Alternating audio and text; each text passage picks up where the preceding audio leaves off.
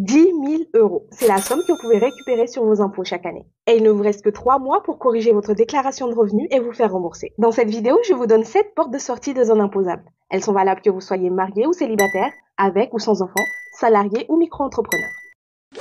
Porte numéro 1, dans un ascendant ou un descendant.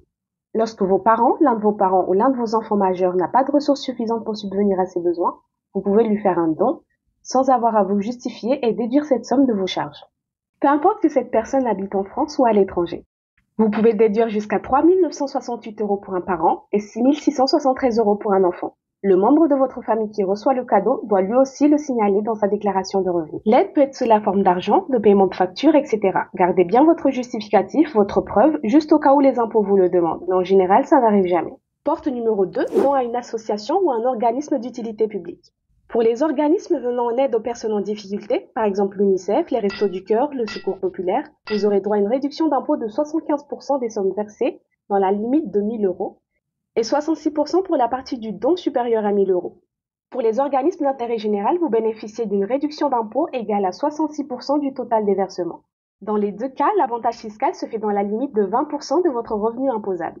Personnellement, je fais parfois mes dons me servant de mes tickets restaurants. Avec l'application Bimpli, je ne sais pas comment ça se passe pour les autres cartes.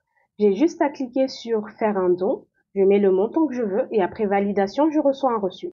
Les tickets restaurants étant en partie remboursés par l'employeur, si je fais un don de 100 euros, 50 euros venant de l'employeur, 50 euros venant de ma poche, j'aurai droit à 75 euros de réduction d'impôt.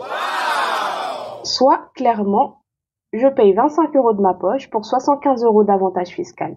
3. Plan d'épargne retraite, PER.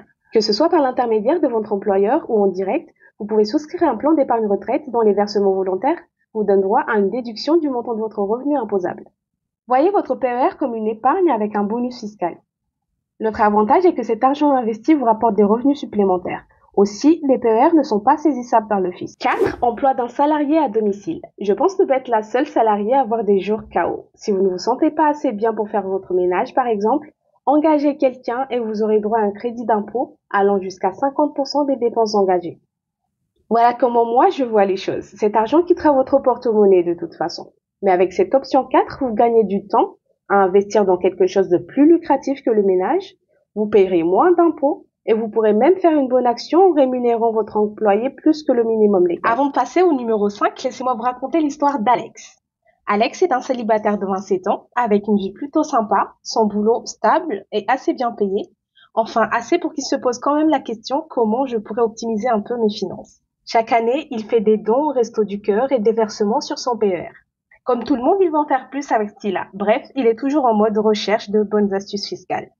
Cette année, il rend visite à sa grand-mère qui est en EHPAD et là, bam, il apprend que sa facture est en retard de 1 300 euros.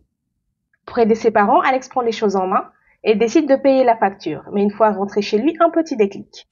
Et si ça me donnait droit à un avantage fiscal? Ni une ni deux, il lance une simulation d'impôt. Son salaire net imposable, c'est 2 700 euros par mois, soit 32 400 euros par an. Et là, il se rend compte que plus d'impôts à payer. 5. Investissement dans une PME. Lorsque vous investissez dans une PME, vous bénéficiez d'une réduction d'impôt allant jusqu'à 25% du montant investi. Il y a évidemment des conditions, par exemple, l'entreprise doit avoir moins de 7 ans, ne pas être en difficulté et avoir son siège en Union européenne. 6.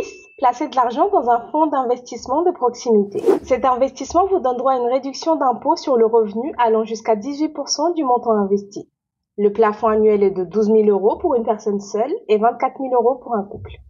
L'autre avantage de ce placement est que les plus-values sont exonérées d'impôts à condition de respecter une durée minimale de détention départ.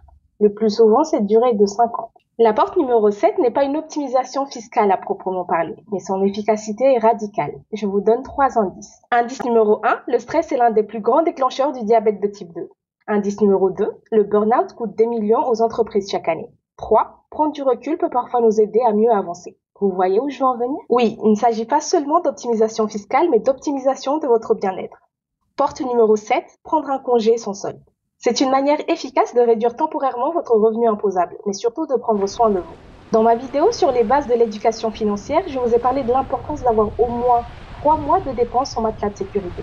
Ce que vous allez faire pour la porte numéro 7, c'est épargner 1 mois de plus pour couvrir votre congé. C'est une stratégie doublement gagnante. Vous assurez votre tranquillité financière tout en vous accordant du temps pour vous ressourcer, écrire un livre ou même vous former sur de nouvelles compétences.